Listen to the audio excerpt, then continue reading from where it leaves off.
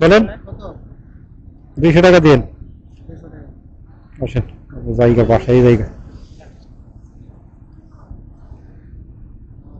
আমরা বয়ে আছি 1 ঘন্টা 2 ঘন্টা ধরে আমরা ভাই না যাই আহে না এ খারাপ আল্লে কপাল ভাই রিজিক ভাই রিজিক ধরে বয়ে আছে আমরা বাসা আর যেখানে অটোরিকশা সিএনজি দেখবেন তখন তাদের কাছ থেকে একটু দূরে থাকার চেষ্টা করবেন, কারণ হচ্ছে তারা কোন দিকে যাবে তারা নিজেই কিন্তু জানে না।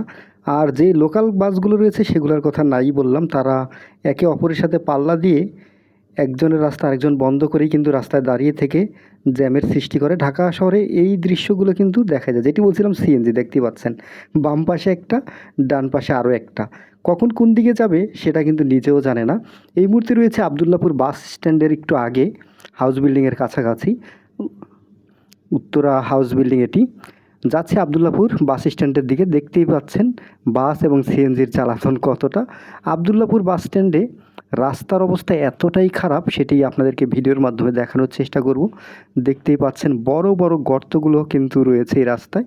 জানি না এই রাস্তার কাজ কবে শেষ হবে আর মানুষের ভোগান্তি কবে শেষ হবে। দেখতে পাচ্ছেন রাস্তার অবস্থা, বাস দাঁড়িয়ে রয়েছে মাঝখানে, পাশ দিয়ে যাওয়ার চেষ্টা করছি, সামনে আরও একটি বাস দাঁড়িয়ে রয়েছে। একটু আগে যেটি বলছিলাম, বাসগুলো যেখানে সেখানে দাঁড়িয়ে থাকে এবং যাত্রী নেওয়ার জন্য এবং জ্যাম সৃষ্টি করে। আর রাস্তার যে অবস্থা তা তো দেখতেই পাচ্ছেন, এখানে বৃষ্টি হলে চলাচলের কোনো অবস্থাই থাকে না, একেবারে অযোগ্য হয়ে যায় চলাচলের। বড় বড় গর্তগুলো তখন পানিতে ঢাকা থাকে, তখন বোঝাই যায় না কোন দিকে গর্ত আর কোন দিকে ভালো সেটা বোঝা যায় না। এই মুহূর্তে আবদুল্লাপুর বাস স্ট্যান্ডে রয়েছি। সবাই সম্পূর্ণ ভিডিওটি দেখবেন আশা করছি। সবাইকে অনেক অনেক ধন্যবাদ।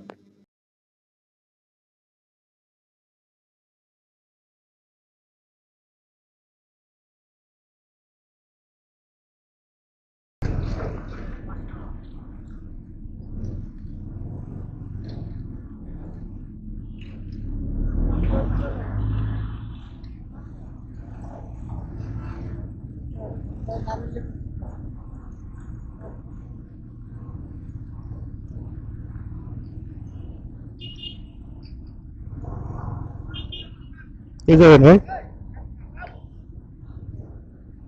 কে যাবেন? হ্যাঁ হেমতপুর